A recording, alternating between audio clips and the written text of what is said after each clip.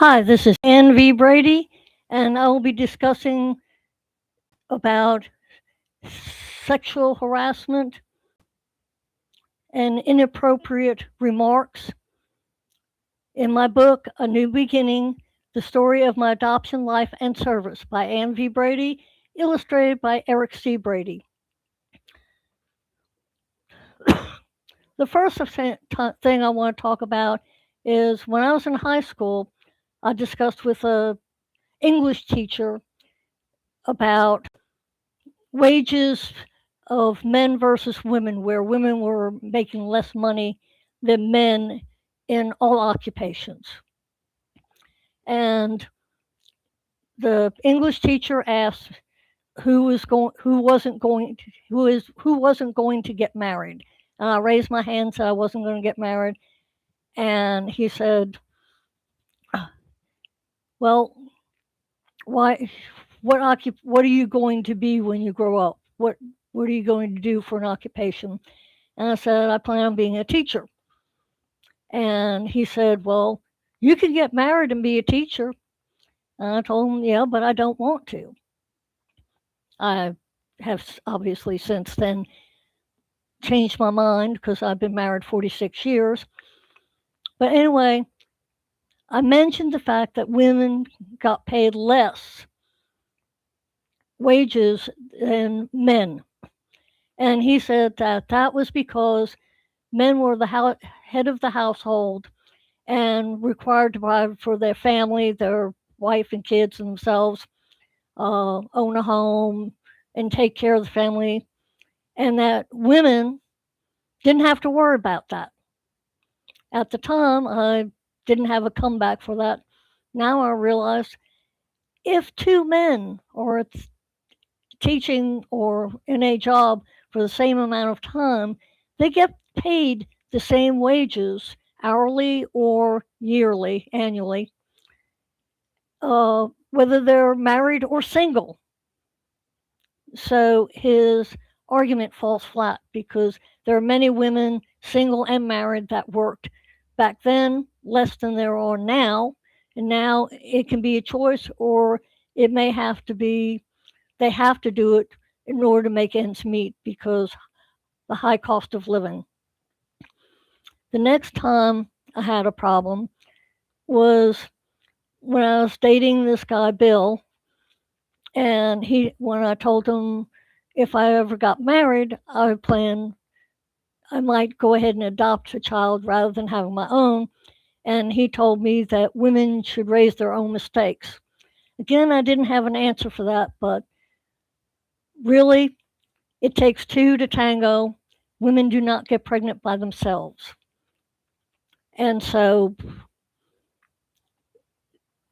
if a woman has to raise a child and can't put them up for adoption or have an abortion, then the father of the child should have to pay child support to help the mother raising the child.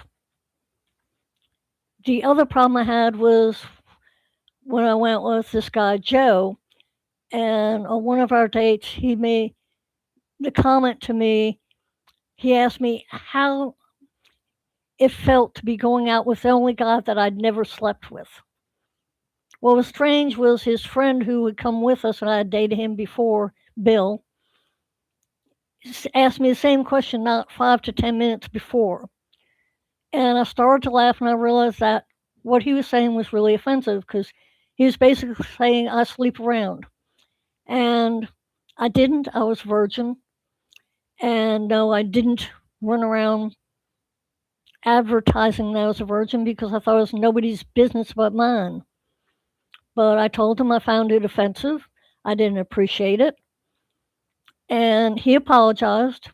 But that we still went out, but that moved him from a prospective possible candidate for marrying to just a casual friend, and that's it. Now, in basic training at Fort Jackson, South Carolina, I'm listed in the Army. There was a recruit. I was a PFC Newman, and if I passed basic training, once I got to my duty station, which would be Walter Reed Army Medical Center,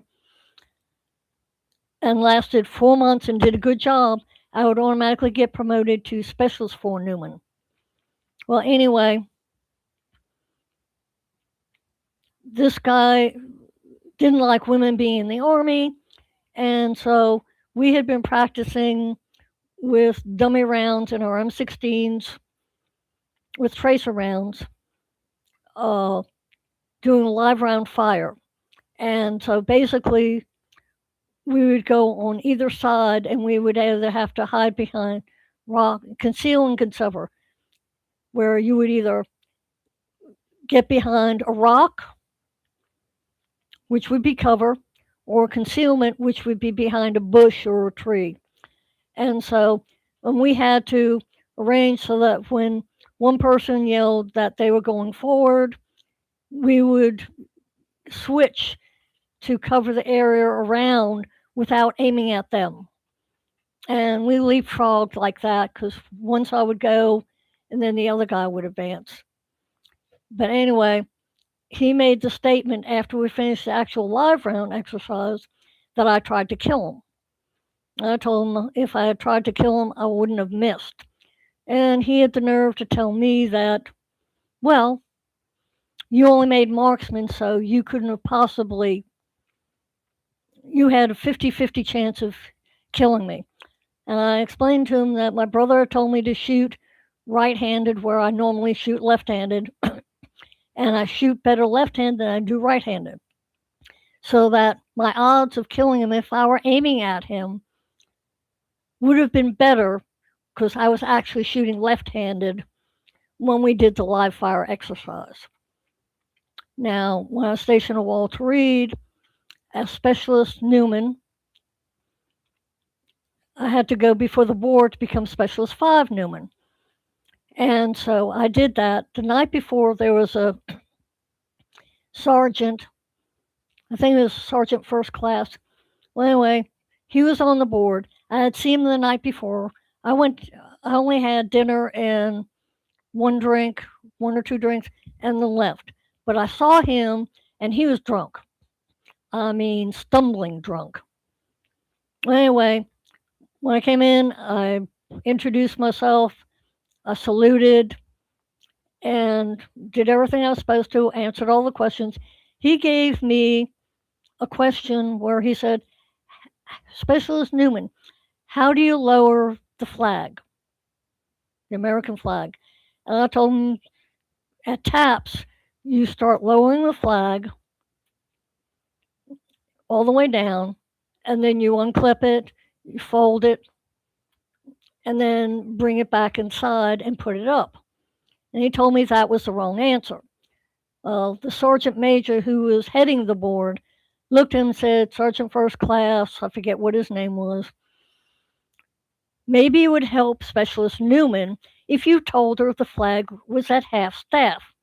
And then the sergeant major asked me the question with that. And I said, well, you would raise the flag all the way up to the top of the flagpole and then lower it.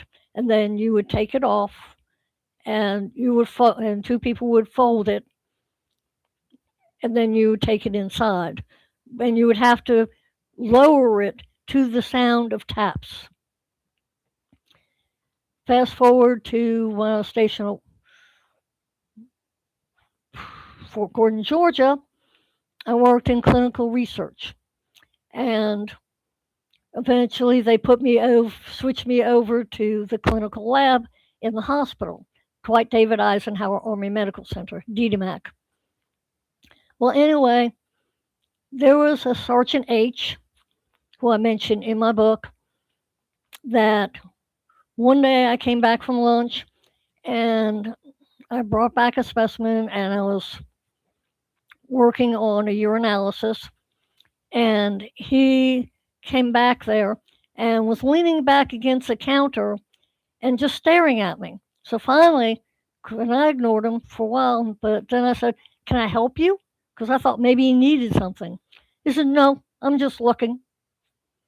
And that kind of ticked me off, but I ignored it. Later on Ed and I had our daughter. She was born stillborn at 9 months.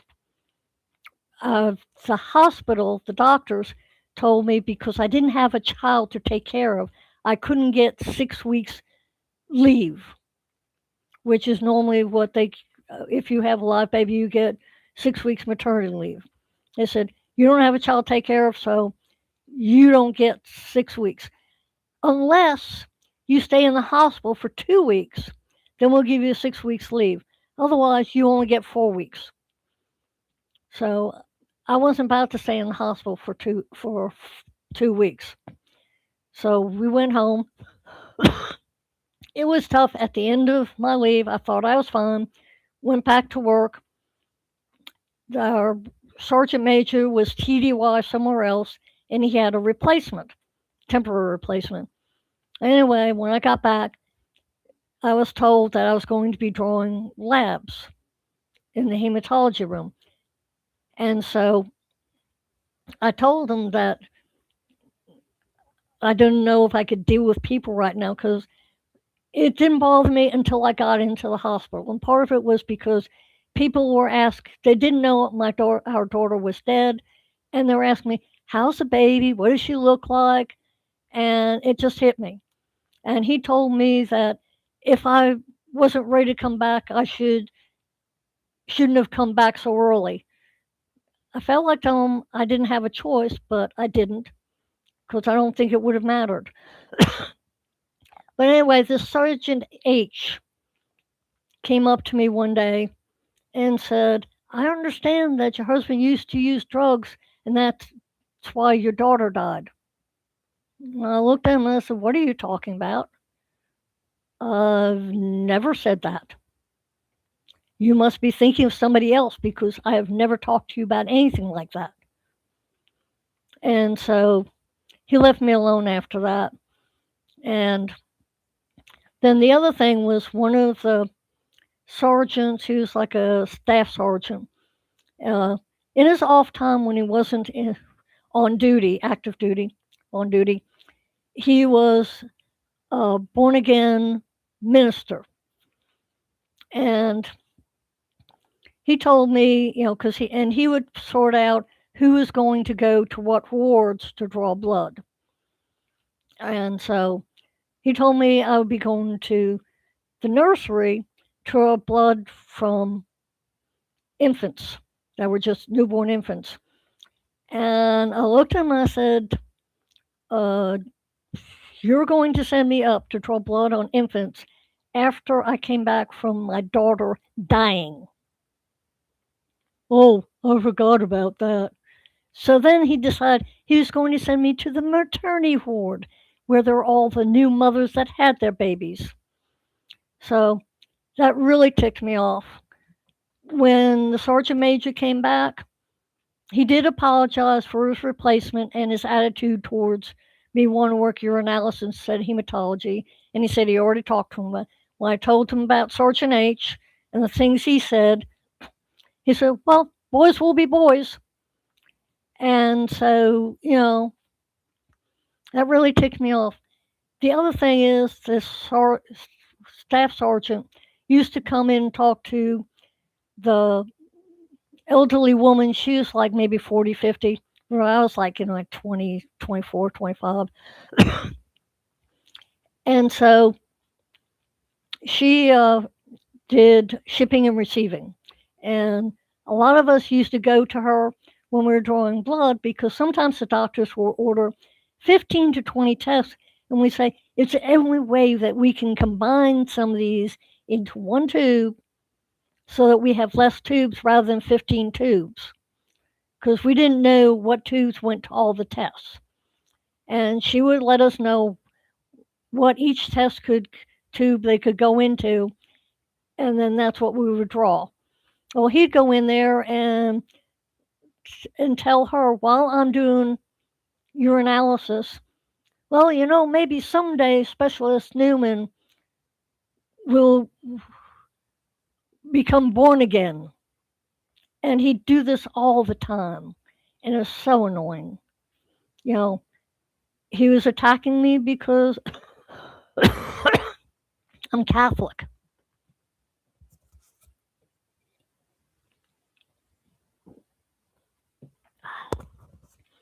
But anyway, so I never had any real problems after that. But part of that is because I had told my husband about Sergeant H, and he didn't know it at the time. When he came to pick me up one day for lunch, he decided he wanted to take me to lunch. Sergeant H was talking to the staff sergeant up at the counter in the front of the house in the waiting room for the lab. Uh, and Ed was talking to him and said something about, if I ever find the guy who's been uh, giving my wife a hard time and harassing her, I will get him. And when I came out, I didn't know anything about this, but when I came out, we left, and he told me what he'd said, and I said, well, one of the guy that I was telling you about was the one guy and described him that is the one that's been harassing me. And he looked at me and he said, no wonder he turned so pale.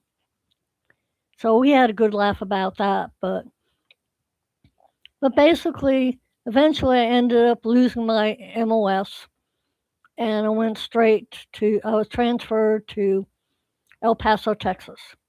In El Paso, Texas, I really had no problems.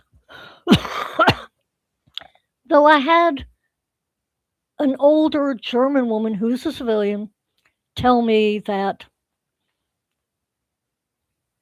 I should do something about my appearance because my husband won't stay with me if I don't look presentable. And I was like, this is where I felt like saying, this is where I looked when we married. If he married me for looks, this is what he got. I'm not changing.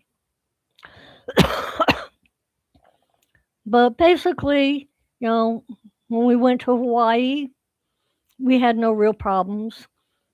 Then I went to Colorado. I didn't really have any problems there either, as far as sexual harassment or inappropriate behavior. But then I went to San Antonio for school, advanced MLT school. So then and that lasted a year. And then I went to Fort Rucker. Now, Fort Rucker, everything was fine. The biggest problem I had was when Staff Sergeant K, a female soldier, transferred in. Now, I had already run the CTT test, which I was not. I was asked to do it because the person who was supposed to do it was transferred out and never got anything done. So, anyway, she comes in and she starts with, she's nice enough to begin with, but she had this big thing that she hated the first sergeant in our company and thought he was sexually harassing people. And she told the captain, who didn't think they needed his first sergeant because they had a captain, uh, and that he wanted to be in charge of the troops and the hell with the first sergeant. Well, anyway, she made the snide remark one day when in the presence of EOs from the Equal Opportunity Office and another staff sergeant who was a friend of hers, that I was naive and didn't know what sexual harassment was. Well, basically, yes, I did know what sexual harassment was. And the other thing is, when I was stationed at Walter Reed, and I didn't mention this before and I should have, I was over at the Walter Reed Inn, which is across the street from Walter Reed Army Medical Center. Well, anyway, we were sitting there and we were having a few drinks. I had a buzz, I wasn't really drunk, and we were listening to music. And I've been talking with several people, and this one guy seemed really nice. he said, do you mind if I walk you back to the barracks? And I said, no, fine. So we walked back, and he said, well, can we sit on the bench and talk a few minutes? We started doing that, and I decided to get up. I said, look, I got to get to bed because I've got to work tomorrow. And as I got up, he grabbed me, rammed me to the ground, and climbed on top of me. And I happened to see a patrol car for the MPs riding by. I screamed at the top of my lungs. And they didn't hear anything because they had the windows up. But fortunately, it was enough to scare him the hell away. So I went back to the barracks. A couple weeks later, this my roommate was telling me about this girl, and I told her what happened. And she said, "Well, you should report." I said, "They won't do anything. It's been too long." And I was right. I did report it, and I told them why I didn't report it first because I didn't think anybody listened to me. And they said, "Well, you're wrong. You probably didn't. You weren't attacked. We don't believe you. You took too long. Just go away." So the other problem that I had was I would say religious persecution or harassment, not just by the sergeant at Fort Gordon, Georgia, DDMAC Hospital, but when I went to work in the stat lab, because we had to rotate through all of the lab sections: hematology, special chemistry, stat lab. And I worked there, and one of the girls, young women that worked there, was talking to me. She was a civilian and not Catholic. And when I was there, I never mentioned me being Catholic or talked about being Catholic or anything. I did not go into religion at all. You know, and asked me, she said, "You're Catholic, right?" I said, "Yes, I am." He said, "Do you worship the Mother Mary, the Virgin Mary?" I said, "No, Catholics don't worship her. We honor her because she's the Mother of God. We pray to her not because she's God, but to intercede for us." And I explained that what that means is, say you're younger in high school, whatever, and you want to go to a party or to the park with your friends. You want to ask your father, but you're pretty sure he's going to say no. So you go to your mom and say, "Hey, mom, this is what I want to do. This is where I'm going." Give her all the details. "I don't think dad will allow me, but if you could intercede for me and try and talk him into letting me go, I would greatly appreciate it."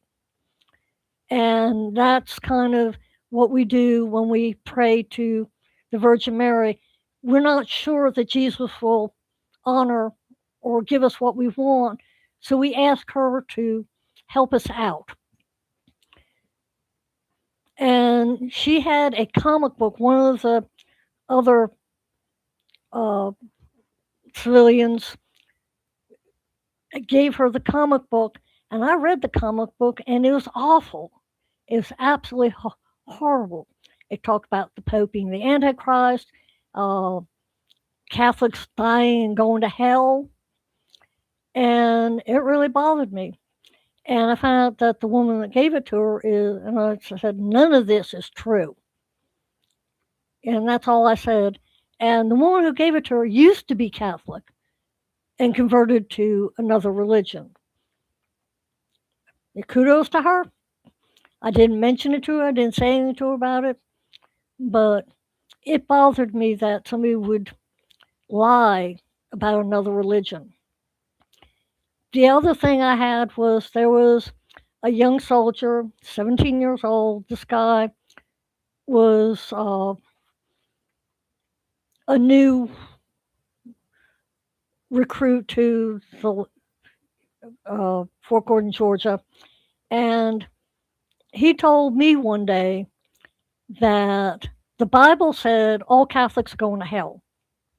And I said, "No, it doesn't, because at the time the Bible was written, including the New Testament, there were no Catholics. They were Christians.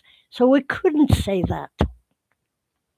So he went to the staff sergeant, who was a born again minister, and he came back to me and he said, "Well, I showed him that, you know, it doesn't say that, but that many scholars and theologians think it means the Roman Catholic Church."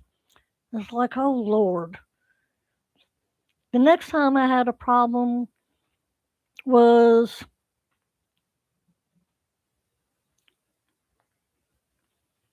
trying to remember when we lived in Hawaii. We belonged to an organization called KSAT, and what they wanted to do was allow satellite viewers to be able to buy programs like HBO or Newsmax or whatever was available on satellites and buy them at the same price as cable subscribers could. And so they fought for that. Well, we started getting these letters from some guy in Louisiana. We had no idea who, because all the return address was a mailbox. And so it had some KSAT information, news clips on KSAT and everything, what's going on. And then there'd be this little blurb about the Pope is the Antichrist and Catholics are bad and evil, blah, blah, blah. And I was upset by it. And it said, don't worry about it. If we don't answer him, we don't respond, he'll stop. Well, we kept getting these mail, this mail from this guy, and it was less and less about KSAT and more anti-Catholic stuff. And so after about 3 months, I told Ed, this is ridiculous. It's getting worse. And he's not stopping. So he called the people, the head of KSAT, and he said, well, I don't like to give members' names out. And so Ed told them what was going on. He said, oh, okay. Gave us a name. We sat down and we wrote a letter, the two of us. And basically, my point was, if you truly believed what you are saying, you would not be afraid to put your name on the envelope and show that you support this. And Ed had some more stuff about, what he thought about how he was a coward and hiding by not saying who he was, and we sent it off to him, and it ended that immediately. But that's basically all I've had about discrimination, either in civilian life or in the military, and that's it. I go into it in more detail in my book. If you're interested in looking at my book and buying my book, the ebook, it's a Kindle book, is $2.99. The paperback version is $15.50. I have two paperback versions. Now, there are black and white and color pictures in my book.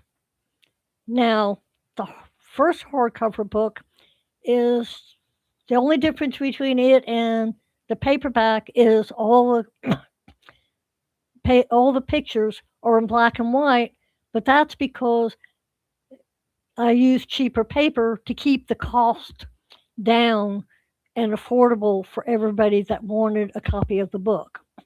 And that was one hardcover version. The other hardcover version